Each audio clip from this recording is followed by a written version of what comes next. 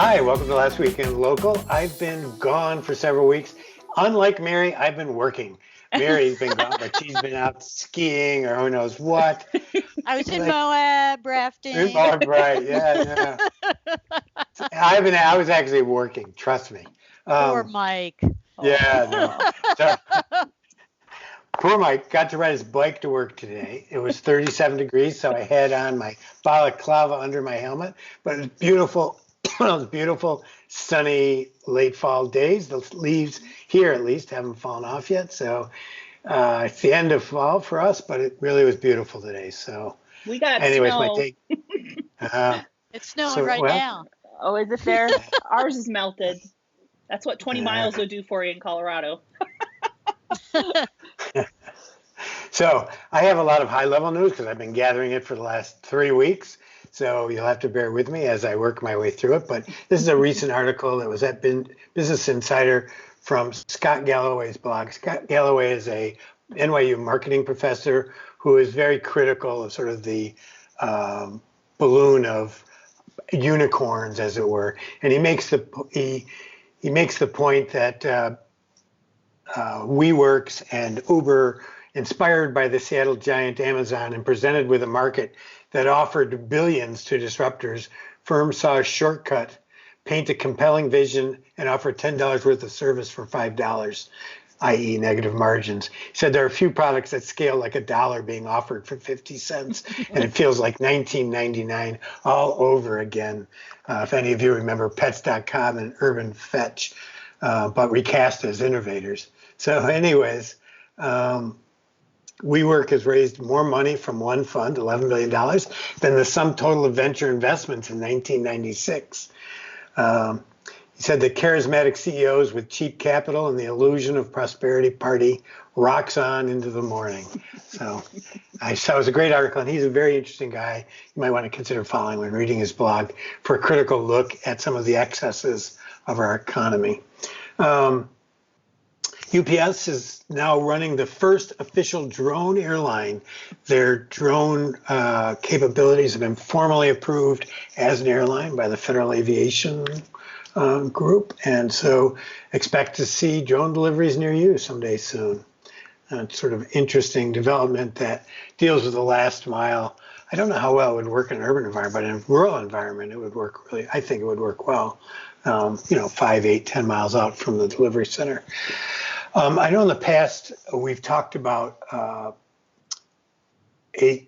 Americans with the AHA, Americans Accessibility Act.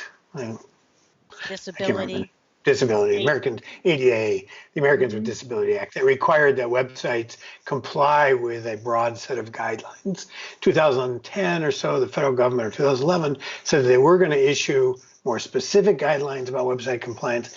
They never did, but there's a broad set of recommendations that people typically follow to make it easier for people with readers and such to understand your website.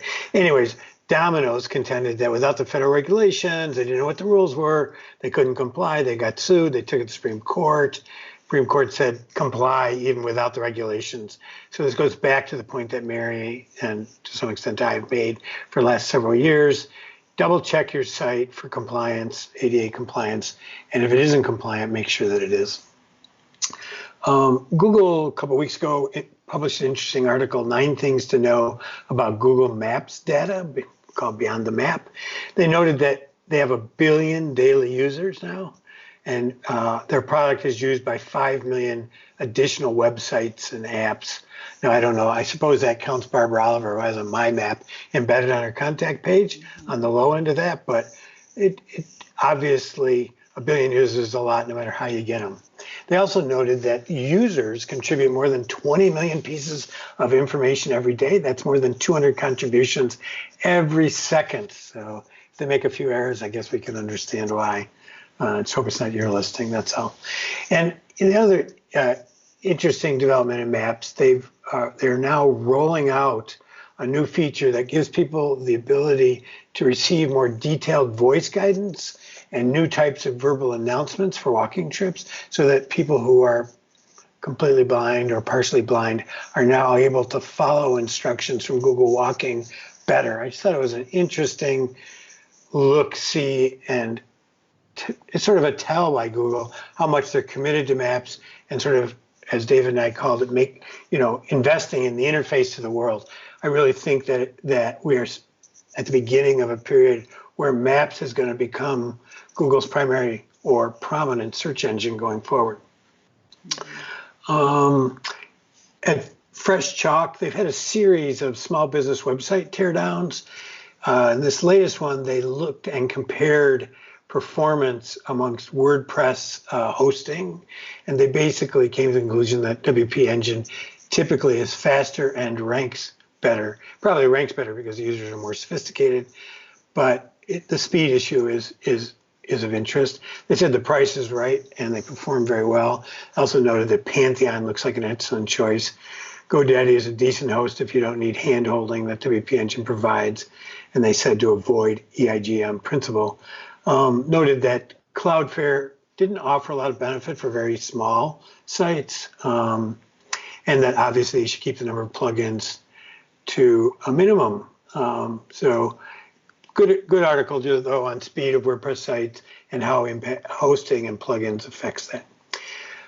This came out on Twitter probably 2 weeks ago, maybe you saw it, but there was a great segment on Comedy Central, The Daily Show, where a Comedy Central interviewer interviewed a restaurateur, an Italian restaurateur, as well as somebody from Yelp, and asked about accusations that Yelp is extorting small business. And the Italian businessman noted that Yelp, who seems to know what extortion is, noted that Yelp gives extortion a bad name. So it's hard to imagine a company being relegated below the mafia when it comes to extortion. But Yelp seems to have managed to fill that slot with panache. I thought that was such a great interview. It made me laugh so hard, but it was like a combination of her like asking these questions that were so ridiculous they couldn't be like real questions, but they actually were real questions about Yelp, and then the restaurant owner answering them, but his answers, like, he's blunt. There was no wiggle room about how he felt. I just thought it was really funny. This article is at Financial Times, and just a caution to our listeners that if you click on the link, you only get one read a day. So if you've clicked there before, you may not be able to read it. You typically, if you go into incognito mode in your browser and do the search for it, you can get to it that way. But it's an article about how the infatuation disrupted restaurant criticism and ended up buying Zagat. The infatuation is originally based in New York City. They do they have curated reviews of restaurants where they look at a range of aspects about the restaurant. So in some ways, it's sort of the antithesis of reviews at scale, reviews at volume, reviews without much nuance. The reviews tell you whether it's a good place to take a date or whether it's noisy. I mean, they go into a lot of aspects about the business, and it's interesting about Zagat, this is something that Zagat was known for. So it would be interesting to follow them. They're expanding to London also. It's called The Infatuation, if you haven't heard of it. Google, over the past several weeks, has been testing Duplex, which is their artificial intelligence solution to help people solve their problems as assistant in Chrome. They're automating the rental car and movie ticket booking process. And they noted it was seen on Chrome on the desktop as well. So it replaces the buy tickets panel feature with a assistant logo. Just fascinating that they're pushing this transaction stuff out further and further in the search chain.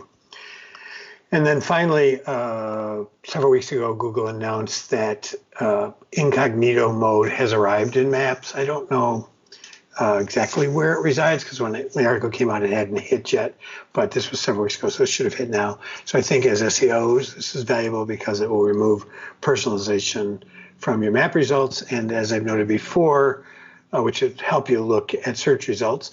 And as I've noted before, I think that Maps is rapidly becoming a principal discovery arena in local, and one where we need to sort of shift our focus at least evenly between maps and the and browser-based search in terms of understanding where our clients are showing up. With that, over to Mary. All right. So Bright Local did a really big piece of research, and they've been publishing several chapters of their conclusions of this research. And the latest one I saw was how car dealerships are speeding ahead with Google My Business. And some of their stats show that hotels, restaurants, and car dealerships are benefiting the most from both discovery searches and direct searches. And there are a lot of stats in here that are pretty surprising to me. So if you work with car dealerships, I highly recommend this article to help you build the case for getting car dealers and similar businesses like motorcycle dealers or boat dealers to invest in local search. I think contact information is so important there, because I think consumers are learning that the cars that are on a car dealership's website, it's pretty disappointing, because more than likely if you call them about a specific car, or if you try to go by there and ask about a specific car, it's not there anymore. Like, it doesn't seem like what's in cars.com and what's on the website doesn't seem to update quite as fast as their inventory. And I think as someone who's recently shopped for a car in the last year, I got so frustrated, I would just call the dealership and say, do you have a Toyota Highlander on your lot? Because they'd show them on their website, we'd go look, that wouldn't be there anymore or whatever. So I think consumers are also getting more savvy in the car buying process, that what they advertise on the site is not necessarily what's there, which would lead them to just use the phone number more. Right. I would just note, chat would be a great one. I would note that I am not contributing to this blossoming of car searches. I buy a car, keep it for 20 years until it literally rots apart, and then I go and buy a new one I abandon this on the side of the road. So it's not me that's causing the uptick in car searches. His kids. Oh yeah, well there's a good idea. Then at PubCon a few weeks ago, Blake Denham, who does an SEO agency called Rickety Roo out of Bend, Oregon, got a call from a Google partner agency trying to sell him GMB optimization. And Joy Hawkins joined him on the phone with this telemarketer, and they really gave him the business. And it's interesting to listen to the questions Joy asked him and the answers. For the most part, this particular telemarketer didn't lie too much, not the way that a lot of them lie. Mm-hmm. But Carrie said she was in the room, and he was not telling the whole truth. Yeah, he told Joy that the only thing you can do directly in Google is buy ads. And the implication or the inference was that if you wanted your business listing updated and you wanted to rank on this maps listing, because he kept harping on him not ranking for SEO company in Bend, Oregon. That was like his target phrase, right?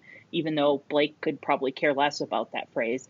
But he said the inference was the only way you could update your My Business listing was through this company that was calling, like you couldn't do it yourself. And I just thought it was very interesting that they called an SEO company whose website says they do local SEO, and and tried to sell them crap. I couldn't fathom it. And he kept saying, yeah, but you don't rank in Bend. So he's like implying that Blake's not optimized because he doesn't rank in Bend. And he's like, they never directly came out and said, well, we don't care if we rank in Bend, which most SEO agencies don't care if they rank locally. Right. We certainly don't. But I thought it was pretty funny. And the whole setup was, Blake answered the phone. He said that his parents owned the agency. He just worked there. And Joy was his mom, who was in the restroom because she ate bad Chinese food. Like the whole thing is like an SNL skit, to be perfectly honest. It was pretty funny. So SNL skit for SEOs. Yeah, right. Anyway, it was interesting. And then at Search Engine Journal, Kevin Rowe wrote a 50-point guide to auditing local SEO, and apparently based it on Moz's best practices. I don't necessarily agree with some of it. For example, he talks about if you have multiple locations, list them all in the footer. Well, that's only true up to a certain point. Right. He talks about street and ST needing to be the same because using both can muddy up your SEO. And then talked about an estimated... It's an interesting piece of folk wisdom, right? That came out of the era when Google reassembled local listings every 6 weeks, essentially what they called rebuilding the world. And they would take all of the web results that they could discern name, address, phone number, and street address from, and they would merge them into a listing. And the issue then was inaccuracies across the web could result either in your listing being merged with another listing or could be somehow discombobulated or disrupted, loss of rank. And so that practice came about, from the research that we all did, 2006, 2008, 2010. But when Google switched to the knowledge graph and they basically created a canonical record for every business that is fixed unless there's strong signals otherwise, those signals from secondary and tertiary directories have virtually no impact on the listing at all, and probably don't even contribute that much to rank of the listing. I mean, it's a holdover from literally 10 years ago, and that hasn't been needed at least for the last 7 years, but yet we persist in spreading. We have respected publications publishing this kind of information. Right. And then lastly, the other thing that really stuck out on me, that there was an estimated 20% U.S. market share in search for Bing. That's just not true. Amongst people 85 and older. Yeah. They're still using Internet Explorer on Windows 7. Yeah. There's really enough iffy information in here to really make me cringe. So I guess the lesson here is don't believe everything you read about local search. You need to trust the writer. You need to trust the source of publishing and assume that they are they have edited this stuff properly. And in local search, it's really important to know when information was published. And over to you, Carrie. I would take one other point too, which is that that agencies should be testing these themselves to determine which ones move the needle and which ones don't. And I would say this about the 50 tips: probably at least half of them are correct. We just don't know which half. Right. And the other lesson to be learned from this is if you are writing, you better check your sources before you publish old or bad information. Right. Over to you, Carrie.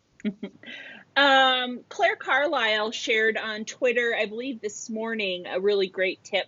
We've been talking a lot about photos and the search results, and Mike and I actually have a deep dive publishing later this week, so watch for it, about search by image and some new features. And her tip, I thought, was really good for businesses who have a lot of user-generated photo content, so like restaurants or retail spaces. Those user-generated photos feed the latest photos section of the knowledge panel, which is especially prominent on mobile. And you better be checking it frequently, because a lot of times the photos that they upload are mistakes. They picked the wrong one out of their phone. It's irrelevant. It's an icky photo. And you can get those removed if they're, blatantly not of the business or in the business. So a really great tip to keep monitoring that for sure. Mike wrote a blog post over at Gather Up about review gating and the impact of that removing the review gating tactic has had on average ratings, which is, spoiler alert, pretty much no effect on your aggregate rating at all. I mean, like a few points, like what is it, like 4.7 to 4.5 or something like that. It was a fraction. It was a fraction of a star difference. Yeah. But as I noted in the article, the sample wasn't validated against, there's outliers and stuff that are probably skewing the sample. So the difference is within statistical variation. It's basically a meaningless difference, but it was a fraction of less than half of a star or something. But it did increase the number of reviews by quite a significant percentage, in the 20%, right. I think you said, Mike. So, I think, as I remember the ratings, it was 4.59 versus 4.66. So it wasn't even, it was a 1/10 of 1 star rating or something. Yep. Very small amount. Yep. So, the moral of the story, the TLDR, get over it and move on. Yeah, I think there is a broader story, and you can see this in the Wampley research that we shared a month or so ago, and that is that consumers, typically people in the 4 to 4.5 range, sort of the sweet spot. It's where you see the biggest expenditures. People with 5 often star ratings often see less expenditures than those with 1 or 2 stars. I think that the lesson to be taken from that is that authenticity rules. That I think that businesses, marketers, agencies that are in the review space need to move away from gating their Google reviews, but also from their own reviews and even their own testimonials, that customers respect and reward authenticity. Mm-hmm.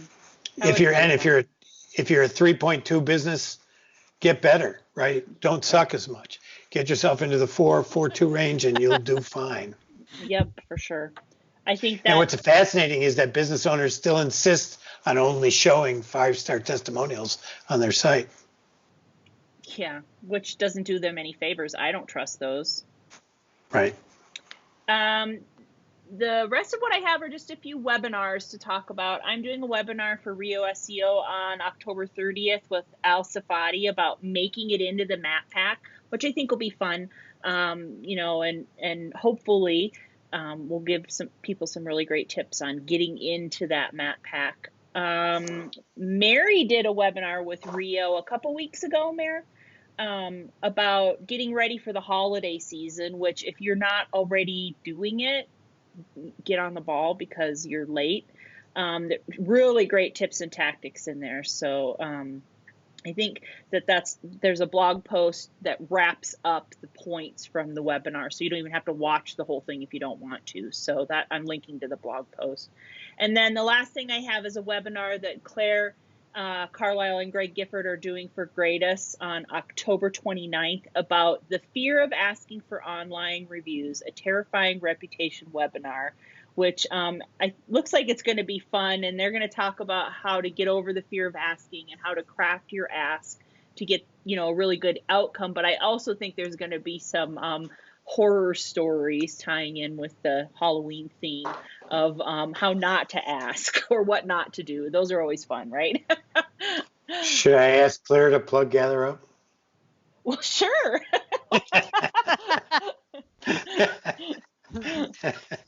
I think you can always ask. Claire, if you're listening. She's listening. Anyway, that's all I have. I'm done. Unfortunately, she won't be invited back again if she does it. So, all right, you can ignore me, Claire. It's okay. I'm done. Go for it. Are we done? Is that it? All right. Yeah, well, I just want to remind people, if you're listening to the podcast, you can subscribe to the newsletter to get the links. We also publish the video if you want to look at our faces for some ungodly reason on the website, along with multiple ways that you can experience this weekly sharing. Pick your poison, as it were. Anyways, thank you very much for listening. We'll talk to you next week for Last Week in Local. Bye, everybody. Bye.